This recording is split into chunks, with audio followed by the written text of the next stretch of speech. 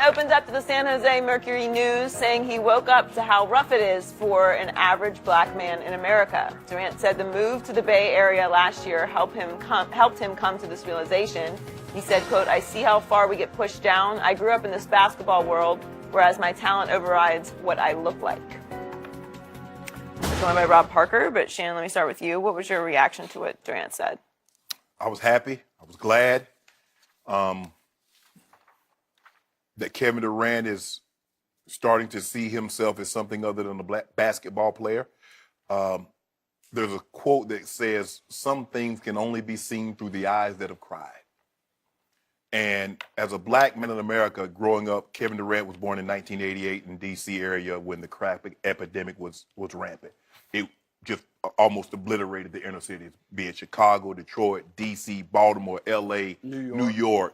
And he had this epiphany, this awakening, this realization that I am so much more than just a guy that can shoot the three or dunk a basketball. He says, "You know what, America? For the longest time, I've been silenced. You've allowed me to sell you sneakers. You've allowed me to sell you sports drinks. But if you want to know Kevin Durant, you're going to have to take all of Kevin Durant, not just what you see on the basketball court." And you see now, Skip, guys, professional athletes are not only being socially conscious, they're being morally conscious. And they're saying you're going to get an opportunity to see the whole package. And no, we're not going to just stick to sports, because what is affecting what's going on in America is bigger than sports. We want to try to help our community, and in turn, this will help America be better. And I am so glad that Kevin Durant and the LeBron James and so many more are taking a more social stance, because for far too long, we've had some of our greats just sit back and says, okay, look, whites buy too many sneakers or they buy too much soft drinks. I can't upset that cart. And that's not who they really was. He's voicing who he really is. And I go back to 1988, I think. I was in a law class, and my professor, Dr. Haynes Walton, who's rest his soul, and he was explaining to us the difference in law, law as opposed to being black and white. He says, now, when you're black, the law is like shackles. You're held more accountable for your actions. He says, but if you're wealthy or if you're in the majority, it's like cobwebs, it's brushed aside. Kevin Durant is seeing that the average black man, when he does something, he's held more accountable for his actions. We see it in sentencing. We see it. We know it. It's fact. They come out with all these nice stats. Stats show that blacks are sentenced more harshly. We didn't need a stat. We know. We live it. And for Kevin Durant to take this approach, I am so proud that I see Kevin Durant in a different light. Because a lot of times, Skip, when you just see a guy run up and down the field and shoot a basketball, that's all you know. And a lot of times, that's all they want you to know. But a lot of guys are doing a great job of pulling the curtain back and allowing us to see who they are inside as opposed to just what they do outside. I agree, Shannon. I got a different view of Kevin Durant, and he's gone the whole gamut for me. I remember when he won the MVP and his mom, remember that? It was very touching. Yes. And I was like, wow, this is a very, nice dude, and he shared this with his mom. And Very intimate moment. It really was. And then he turned into, for whatever reason, this knucklehead, where he basically disrespect our profession, Skip, and we didn't know anything. And I was just like, where's this all coming from? Like, this guy's gotten all these accolades. That was at the All-Star game Right. after he'd won the MVP, and he's speaking to a bunch of people who voted for him Right. for MVP and saying, you don't know You don't know about anything, basketball." but you voted. You're right. He turned into a troll. It was the most ridiculous thing I'd ever seen, and I Right. thought to myself, dude, I lost some respect for him Yeah. because I really didn't understand where this all was coming from. But then I think Kevin Durant is one of those guys now where you used to be able, Shannon, to live in your gated community and have your money and life was good. You can't, when you witnessed what we witnessed with these guys being shot unarmed by white cops or whatever, I don't care what you do, how much money you make, it strikes a nerve because that could be you. I'm a guy who has been followed around the department stores and women clutching their bags on the subway like I'm some common, it messes with you. Yeah. It really does. And I'm Yep. saying to myself, so that degree from Columbia doesn't matter, Yeah. right? It doesn't matter that I'm a working professional. I'm just another guy that I'm going to grab your purse or bag. So I think Kevin Durant and a lot of these guys now were definitely more conscious because of what we've gone through, the climate of the country, the leadership starting at the top, where we just are. These aren't O.J. Simpson kind of guys who I don't care about black. all that. I'm KG. I ain't black. I'm just right. I don't want to hear about that. And you talked about it. That's right. The soda Exactly. pop and the sneakers. Yeah. Oh, no. Remember, Jordan's most... Republicans buy sneakers, too. That's probably his worst quote. And it told you about Michael Jordan. Might have been his most honest quote. Yeah. But right? It might have been. Yeah. But that's where his head was and what he thought about. So I really respect where KD's coming from.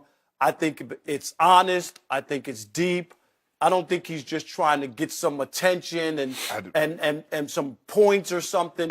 This is an honest take on where we are in life, and I appreciate it. I'm glad you brought up your degree from Columbia, which is an Ivy League school, because I'm about to talk about it in the context of Kevin Durant. I like Kevin Durant a lot. I think he has a big, good heart. I've had my issues with him, as we all have, because he's still like a big kid trying to grow up and figure it all out on the fly. And he has been coddled all the way up because he was so tall and so long and so gifted at basketball that it allowed him to get away with some things other kids couldn't get away with. And he goes to Oklahoma City, and I think he got stuck with another player that he just couldn't live with, and it drove him crazy, and it made his maturation even more difficult. And he's had some family issues, but he also has struggled with his spirituality, and he's got, if I may, he has God in his heart. He's a good man. And it did him good to get out of his basketball bubble in my hometown of Oklahoma City, which isn't nearly as open-minded as the Bay Area is, because the Bay Area is simply the most open-minded place in this country. Yes. And so it helped Kevin to get there and start meeting people in various other industries, and he began to invest, and he went through an enlightenment. And it was a pleasure for me to watch it, because he has grown up a lot there. And did he not handle last year under the pressure and scrutiny he was under well? Yes. He rose and shone in the NBA Finals, and he ultimately took it over, and he was the MVP. God bless him. Made God that bless big him. shot over LeBron. Right in his Everything you face. could do. We already know. Go ahead. Continue your point, Skip. We won't dwell on that. So I loved everything he said, except I had one concern.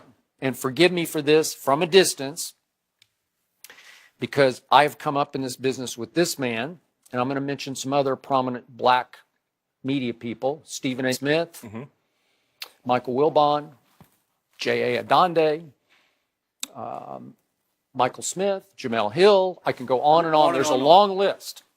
And I find it dangerous that Kevin would suggest that there's only one way out of his neighborhood, and that's with basketball, because I don't think that's the only way out. And we've talked and talked on this show about how much harder it can be for a black man or black woman in this country. No issue with that. But it doesn't mean you can't, quote unquote, get out, because he got out. And all those people, I could go on, I could make a long list of people in the media business who, they weren't privileged. I don't think Rob Parker was Not privileged. at all. Right? Grew up in Jamaica, Queens, right? Right. And could you have gone south? Could you have taken the wrong road? Sure. I think, Skip, he's talking about sometimes that in a situation where you're not an athlete or you're not a brainiac and you're trying to make ends meet, you do what they call hustle. Yeah. And sometimes hustle leads you down to doing illegal things. No, there's no doubt about that as well. But for me, Skip, Kevin Durant growing up, Kevin Durant knew one or two things were going to happen. Either he's going to be an NBA basketball player or he's going to be a stock boy. Because those are the only two options at 7 foot tall. You don't really have a whole lot. I mean, they're not. How many 7 foot tall doctors do you see? Kevin Durant, that doesn't mean you can't be a doctor. No, I mean, if you really wanted to be. Skip, you have to understand, a lot of these guys, a lot of these are coming from broken homes. And that doesn't mean that because you come from a broken home, but it makes it makes it more difficult. His father was not involved. Right. And from the time, I don't know what your mom told you, but from ever since I was a little boy,